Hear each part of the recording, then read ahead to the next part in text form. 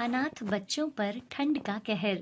ये कहानी राधा और दीपू नाम के भाई बहन की है, जो अपनी दादी के साथ मधुबन नामक गांव के पास बसी एक बस्ती में रहते थे। उस बस्ती में रहने वाले सभी लोग बहुत गरीब थे और वो सब मेहनत मजदूरी करके अपने परिवार का पेट पालते थे। राधा और दीपू के माता पिता अब इस दुनिया में नहीं थे। वो दोनों अपनी दादी गायत्री के साथ रहते थे। गायत्री गुब्बारे बेचा करती थी और उससे जो कुछ भी वो कमा पाती थी, बस उसी से उनका घर चलता था। राधा और दीपू भी अपनी दादी के साथ गुब्बारे बेचा करते थे। अब उन दोनों के लिए उनकी दादी गायत्री ही उनकी माँ बाप थी। वो दोनों अपनी दादी से बहुत प्यार करते थे। ठंड का मौसम आ गया था। एक दिन गायत्री दोनों बच्चों राधा और दीपू से बोलती है, मैं बाजार गुब्बारे बेचने जा रही हूँ। तुम दोनों घर में ही रहना। बाहर बहुत ठंड हो गई है, यहीं आग जलाकर बैठना। दादी, आप भी बाहर मत जाओ। बाहर बहुत ठंड है और बादल भी हो गए हैं। मुझे लगता है आज बारिश होने वाली है। घर में खाने को कुछ नहीं है, तुम मेरी चिंता मत करो। मुझे कुछ नहीं होगा, तुम दोनों घर पर ही रहना। ऐसा बोलकर गायत्री गुब्बारे बेचने बाजार जाती है, लेकिन बाहर इतनी ठंडी हवाएं चल रही थी और ठंड के मारे गायत्री के हाथ पैर भी सुन्न हो रहे थे। गुब्बारे ले लो, रंग बिरंगे गुब्बारे ले लो। गायत्री रेलवे स्टेशन पर गुब्बारे बेचती थी। हे भगवान, आज कितनी ठंड है। आज कैसे भी ये सारे गुब्बारे बिक जाएं, तो राधा और दीपू के लिए कुछ गर्म कपड़े भी ले लूंगी। वो बेचारे भी इस ठंड में ऐसे ही घूमते रहते हैं। सुबह से दोपहर हो जाती है। अभी गायत्री के कुछ ही गुब्बारे बिके थे। कुछ ही देर में बारिश भी होने लगती है और गायत्री ठंड में भीगते हुए घर पहुंचती है। दादी, आप तो पूरे भीग गए हो और ठंड से कांप भी रहे हो। बाहर बहुत ठंड है ना? गायत्री बारिश में भीग गई थी। ऊपर से इतनी ठंड, वो बेचारी बोल भी नहीं पा रही थी। दीदी, तुम जल्दी से आग जलाओ ना। राधा बाहर से लकड़ियां लाती है और आग जलाती है। गायत्री को ठंड लगने से बहुत तेज बुखार हो जाता है। दादी, आपको तो बहुत बुखार हो गया है। राधा की दादी बुखार से बोल भी नहीं पा रही थी। अगली सुबह, दीपू, दादी को बहुत बुखार हो गया है और घर में खाना भी नहीं है। तो आज गुब्बारे बेचने चला जा। मैं घर पर दादी का ध्यान रखती हूँ। ठीक है दीदी, मैं गुब्बारे बेचने चला जाता हूँ। और दीपू गुब्बारे बेचने चला जाता है। बाजार में लोग सर्दी से बचने के लिए मोटे कपड़े पहनकर आए थे, लेकिन उन सब लोगों के बीच दीपू ने पतले से कपड़े पहने हुए थे और पैरों में कुछ भी नहीं पहना था। और उन सब लोगों के बीच वो गुब्बारे बेच रहा था। गुब्बारे ले लो, रंग बिरंगे गुब्बारे ले लो। वहाँ एक छोटी सी बच्ची गुब्बारों को देखकर दीपू के पास आती है और वो गुब्बारे देखकर बहुत खुश हो रही थी। तुम्हें गुब्बारा चाहिए? हाँ। तभी उस लड़की के माँ पापा वहाँ आ जाते हैं और उस लड़की को अपनी गोद में उठा लेते हैं। काव्या, यहाँ क्या कर रही हो? तुम्हें कितनी बार बोला है, ऐसे बिना पूछे इधर उधर नहीं जाते बेटा। सर, इसको गुब्बारे चाहिए, कितने दूं? कुछ नहीं चाहिए। और वह आदमी अपनी बेटी को उठाकर वहां से जाने लगता है। तभी उस आदमी की पत्नी भी वहां आ जाती है और वो दीपू को ऐसे ठंड में बिना जूतों के और पतले कपड़ों में देखती है। इधर अभी तक दीपू का एक भी गुब्बारा नहीं बिका था और वो बहुत उदास भी लग रहा था, क्योंकि उसे पता था कि उसके घर में आज खाने के लिए कुछ भी नहीं है और ऊपर से उसकी दादी की तबीयत भी ठीक नहीं थी। तभी वो औरत दीपू से बोलती है, बेटा, 2 गुब्बारे दे दो। दीपू खुश होकर उन्हें 2 गुब्बारे दे देता है। तुम्हें ठंड नहीं लगती? इतनी ठंड में बिना जूतों के घूम रहे हो और तुमने गर्म कपड़े भी नहीं पहने। जी, मेरे पास जूते नहीं है और गर्म कपड़े भी नहीं है पहनने के लिए। तुम्हारे माता पिता कहाँ हैं? मेरे माता पिता नहीं है, सिर्फ दादी माँ है और अपनी दादी और बहन के साथ रहता हूँ। तभी वो औरत अपनी शॉल उतारकर दीपू को दे देती है और उसे कुछ पैसे भी देती है। ये लो, मेरी ये शॉल ओढ़ लो और ये कुछ पैसे रखो। अपने लिए जूते ले लेना। दीपू पैसे और शॉल ले जाता है और औरत का धन्यवाद करता है। अभी दीपू बहुत खुश था और वो सोचता है, मैं अभी घर जाता हूँ, दादी को बहुत भूख लगी होगी और उनको दवाई भी तो देनी है। दीपू अपने लिए जूते नहीं लेता, वह खाने का कुछ सामान लेकर घर चला जाता है। और जब वो घर पहुंचता है तो वो देखता है कि उसकी दादी अब इस दुनिया में नहीं रही थी। ठंड और बुखार की वजह से उसकी दादी अब इस दुनिया को छोड़कर जा चुकी थी।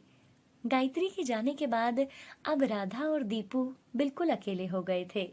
कुछ दिनों तक तो बस्ती वालों ने उन बच्चों का साथ दिया और खाने को भी दे दिया करते थे, लेकिन कुछ दिनों के बाद उन दोनों बच्चों को पूछना और खाना देना उन लोगों ने बंद कर दिया। अब दोनों बच्चे भूखे रहने लगे और भूख की वजह से उनको भीख मांगने की नौबत आ गई थी। अभी उनको खाने की तलाश में एक गांव से दूसरे गांव में भटकना पड़ रहा था। ऊपर से ठंड का भी समय था। एक दिन वह भीख मांगते मांगते किसी दूसरे गांव में चले जाते हैं। वहां चलते चलते उन दोनों को शाम हो जाती है। दीदी, मुझे बहुत ठंड लग रही है, यहीं रुक जाते हैं ना? दीपू, आगे कहीं रुकते हैं, यहाँ तो दूर दूर तक कोई भी घर नहीं दिखाई दे रहा। आगे सड़क पर जाते जाते दीपू राधा से बोलता है, दीदी वो देखो, आग जल रही है। राधा भी आग को देखती है। दूर से आग जलती दिखाई दे रही थी। हाँ दीपू, लगता है आगे घर है, तभी आग जल रही है। दीदी जल्दी चलो, वहाँ जाकर आग सेकते हैं, मेरे तो हाथ पैर सुन पड़ गए हैं। और दीपू भागकर वहाँ चला जाता है और पीछे पीछे राधा भी वहाँ पहुँचती है। राधा देखती है कि वहाँ आसपास और भी जली हुई लकड़ियाँ और जली हुई राख पड़ी हुई थी। राधा उसे देखकर समझ जाती है कि ये शमशान घाट है, जहाँ पर मरे हुए लोगों को जलाया जाता है। और जो आग अभी जली हुई है वो भी किसी की चिता जल रही थी। ये देखकर राधा बहुत डर जाती है। दीपू, हम यहाँ नहीं रुक सकते, चलो यहाँ से। दीदी आप क्या बोल रही हो? इतनी ठंड है, मैं अब यहाँ से कहीं नहीं जाऊंगा। मुझे खुद को गर्म करना है। देखो, मेरा पूरा शरीर ठंड से कांप रहा है। मैं बोल रही हूँ ना, चलो यहाँ से, हम यहाँ नहीं रुक सकते, ये जगह ठीक नहीं है। राधा के कहने पर भी दीपू राधा की बात नहीं सुनता और वहीं आग के पास बैठकर आग सेकने लगता है। राधा सब जानते हुए भी दीपू से दोबारा वहां से चलने को नहीं बोलती, क्योंकि इतनी ठंड में उनके पास और कुछ भी नहीं था जिससे वो खुद को गर्म रख सकें। उन्हें उस समय उस आग की बहुत जरूरत थी, इसलिए राधा भी बिना कुछ बोले आग के पास बैठ जाती है। दीदी, अगर आज हमें ये आग जली हुई नहीं मिलती तो ठंड के मारे मेरी तो जान ही निकल जानी थी। दीदी, आज मुझे मम्मी पापा की बहुत याद आ रही है। अगर मम्मी पापा होते तो आज हम यहाँ नहीं होते। अब तो दादी भी हमें छोड़कर चली गई। वहाँ बैठे बैठे उन दोनों को नींद आ जाती है और वो वहीं आग के पास सो जाते हैं और सुबह हो जाती है। तभी वहाँ से एक गाड़ी गुजरती है और उसमें बैठी एक औरत की नजर उन बच्चों पर पड़ जाती है। वह गाड़ी से उतरकर उन बच्चों के पास आती है। तुम दोनों यहाँ क्या कर रहे हो? तुम्हारा घर कहाँ है और तुम्हारे माँ बाप कहाँ हैं? राधा और दीपू सारी बात उस औरत को बताते हैं। तुम दोनों मेरे साथ चलो, मैं तुम्हें नए कपड़े और खाना दूंगी और तुम्हारे जैसे और भी बच्चे वहाँ होंगे जिनके साथ तुम पढ़ाई भी कर पाओगे। वो औरत एक एनजीओ चलाती थी और वो ऐसे बेसहारा बच्चों की मदद करती थी। फिर वो औरत उन दोनों बच्चों को अपने साथ वहाँ से ले जाती है और वहाँ और भी बच्चे थे जिनका इस दुनिया में कोई नहीं था। अब तुम दोनों यहाँ आराम से रह सकते हो, तुम्हें यहाँ सब कुछ मिलेगा और पढ़ने के लिए किताबें भी मिलेंगी। किताबें मुझे पढ़ना बहुत पसंद है। हाँ, और यहाँ और भी बच्चे होंगे, तुम अपने नए दोस्त भी बना सकते हो। फिर राधा और दीपू वहाँ बाकी बच्चों के साथ रहने लगते हैं। ये कहानी माधव नाम के एक आदमी की है जो अपनी पत्नी रूपा के साथ सीतापुर गांव में रहता था। माधव गांव में खेती करता था और लगान के रूप में गांव का सेठ फसल का आधे से ज्यादा हिस्सा ले जाते थे और बाकी जो बचता था उसी से माधव को खेती का खर्च और घर का खर्च चलाना पड़ता था। एक दिन माधव की पत्नी रूपा घर का काम कर रही थी। तभी माधव उसके पास आता है। रूपा, वो सेठ का आदमी लगान लेने आया है। जो तुम्हें मैंने पैसे दिए थे वो मुझे दे दो, लगान दे देता हूँ।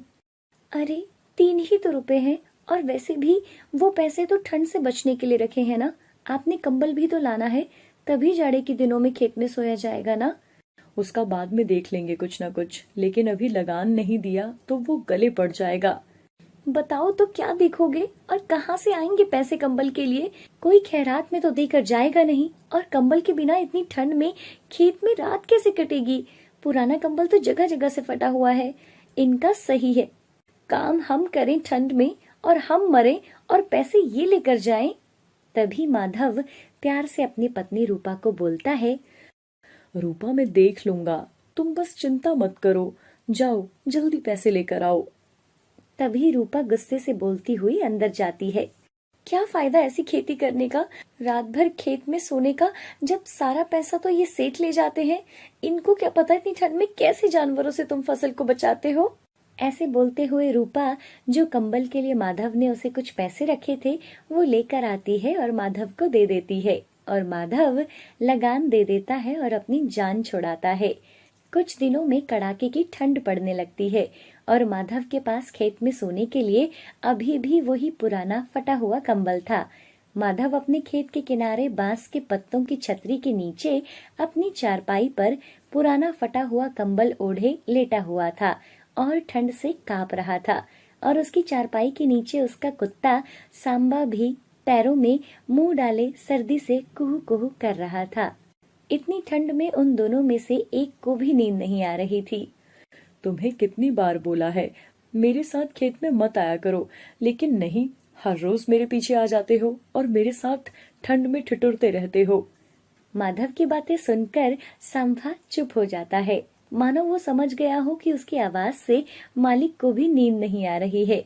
कुछ देर बाद माधव चरपाई से उठकर सांबा के पास आकर बैठ जाता है। माधव अपने हाथ से सांबा की पीठ सहलाते हुए बोला, कल से मेरे साथ मत आना, नहीं तो ठंडे हो जाओगे। और ये हवाएं न जाने कहाँ से इतनी ठंड ला रही हैं। और दूसरी तरफ वो किस्मत के धनी लोग मोटे मोटे कंबल ओढ़े हुए आराम से सोए हैं, और हम यहाँ ठंड से मर रहे हैं। सब किस्मत का खेल है, बस कैसे भी करके ये रात कट जाए। सांबा अपनी दूम हिलाते हुए माधव की तरफ देखता है। तभी माधव बोलता है, बस आज की रात काट ले, कल से मैं यहाँ नीचे पुआल बिछा दूंगा, फिर तू उसी में घुसकर बैठ जाना, उससे ज्यादा ठंड नहीं लगेगी। तभी सांबा अपने दोनों पैर उठाकर माधव के कंधे के पास रखता है और माधव के मुंह के पास अपना मुंह लाता है। माधव को उसकी सांस गर्म लगती है। फिर माधव उठकर अपनी चारपाई पर लेट जाता है। अब माधव सोने की कोशिश करता है। कभी इस तरफ करवट लेता तो कभी दूसरी तरफ करवट लेता। ठंड मानो जैसे उसकी हड्डियों को अंदर तक छू रही थी। बहुत कोशिश करने पर भी माधव को नींद नहीं आ रही थी। माधव आसमान की तरफ देखता है। अभी तो सुबह होने में बहुत पहर है, न जाने ये रात कैसे कटेगी। तभी माधव चारपाई से नीचे उतरता है और धीरे से सांबा को उठाकर अपनी छाती से लगाए चारपाई पर अपने साथ सुला लेता है। कुत्ते की देह से न जाने ये कैसी दुर्गंध आ रही थी, पर माधव उसे अपनी गोद से चिपकाए ऐसे सुख का आनंद ले रहा था मानो बरसों से उसे ऐसा सुकून नहीं मिला हो।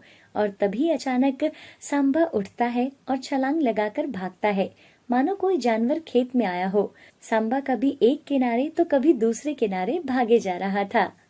माधव भी उठकर देखना चाहता था, लेकिन इतनी ठंड से वो पूरी तरह कांप रहा था और उस फटे हुए कंबल को छोड़ने की माधव की हिम्मत ही नहीं हो रही थी। माधव के खेत के पास एक जंगल था और वहां हवाओं से पत्ते गिरने की आवाज आ रही थी। और माधव सोचता है, उठकर जाता हूँ और पत्ते इकट्ठा करके आग जला लेता हूँ और अपने शरीर को गर्म कर लूंगा। यहाँ लेटे लेटे तो मैं वैसे भी जम जाऊंगा। लेकिन तभी वो सोचता है, जंगल में न जाने कितने कीड़े होंगे और जानवर भी। वहां जाने से तो अच्छा है कि इसी कंबल में अपनी रात काट लूं। सहसा माधव उठता है और पास से अदरक के 2-3 पौधे उखाड़ लेता है और उसका झाड़ू बना लेता है और जंगल से पत्ते इकट्ठे कर लेता है और पत्तों का बड़ा सा ढेर लगा लेता है और फिर उसमें आग जला लेता है और कुछ ही देर में अच्छी खासी आग जल जाती है। माधव अपने पूरे शरीर को सेकता है और आग के पास बैठा रहता है। ये उपाय पहले क्यों नहीं सूझा? अगर पहले ही आग जला लेता तो ठंड में इतना नहीं ठिठुरना पड़ता।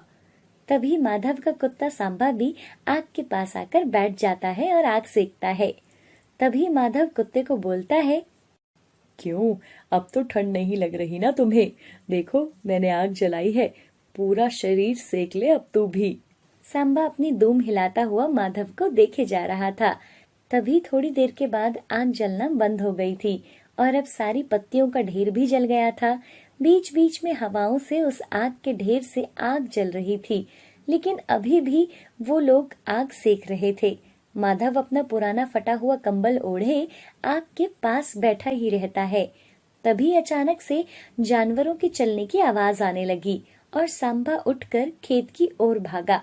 माधव को भी ऐसा लगा मानो नीलगाय का झुंड उसके खेत के पास आ गया हो, लेकिन ठंड इतनी थी कि उसकी आग के पास से उठने की हिम्मत ही नहीं हो रही थी और वो खुद को समझाते हुए बोलता है, सांबा यहीं खेत में होगा, वो नील गायों को खेत में आने ही नहीं देगा और उनको भगा देगा। तभी माधव को ऐसा आभास हो रहा था कि नीलगाय उसके खेत में चर रही है, लेकिन एक बार फिर ठंड उसे उठने नहीं देती। एक पल के लिए वह हिम्मत करके उठता भी है, लेकिन तभी ठंडी हवाएं उसके पूरे शरीर को ठंडा कर देती है और वह वापस से आग के पास बैठ जाता है। ठंड ने मानो उसे पूरी तरह जकड़ दिया था और माधव आग के पास से उठ ही नहीं पा रहा था। उधर सांभा नील गायों पर भौंके जा रहा था, लेकिन नील गायों का वो झुंड माधव के खेतों की सारी फसल चुगता जा रहा था। आग के पास बैठे बैठे माधव को पता ही नहीं चला कि उसे कब नींद आ गई और वह वहीं आग के पास गर्म जमीन पर सो गया और नील गाय पूरा खेत खाली कर गई। माधव को सोए हुए बहुत देर हो गई थी और सुबह का सूरज सर पर चढ़ आया था। तभी माधव की पत्नी रूपा खेतों में आ जाती है और वो माधव से बोलती है, देखो कैसे घोड़े बेचकर सो रहे हो, सूरज सर पर चढ़ आया है, नीलगाय पूरा खेत चुग गई और तुम यहाँ सोए हो।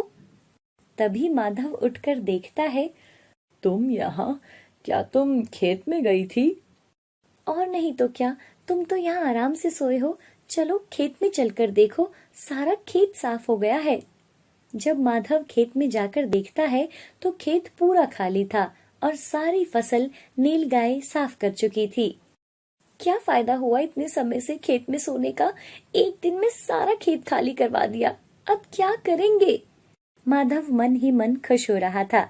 उसे अपनी फसल बर्बाद होने का दुख नहीं था। वो तो मन ही मन ये सोचकर खुश हो रहा था, चलो अब जान तो छूटी, कम से कम अब इतने जाड़े में खेत में नहीं सोना पड़ेगा।